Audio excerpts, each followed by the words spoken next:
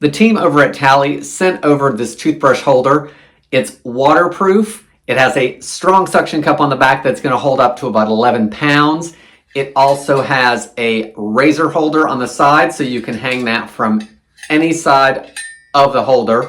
I'm going to use this in the shower, so let's get it installed and take a look at it. So for putting this on, I'm putting it in the shower, but you could also use it on other smooth surfaces such as smooth metal or glass. I'm going to put it up against the wall of the shower and give it a good push. It should make a puff type sound when you're pushing it up against the wall. Let's put on our razor hook, put in our shave gel, also going to put in our toothpaste, of course, and our toothbrush goes in there.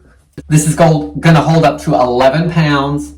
It is totally removable. You can get the suction cup off the back, move it to somewhere else in the shower, or move it to someplace else that you need it. It's got a grid on the bottom, so anything wet is going to drip off so everything can dry out thoroughly. Guys, I hope this helps you decide on if this is a good toothbrush holder for you.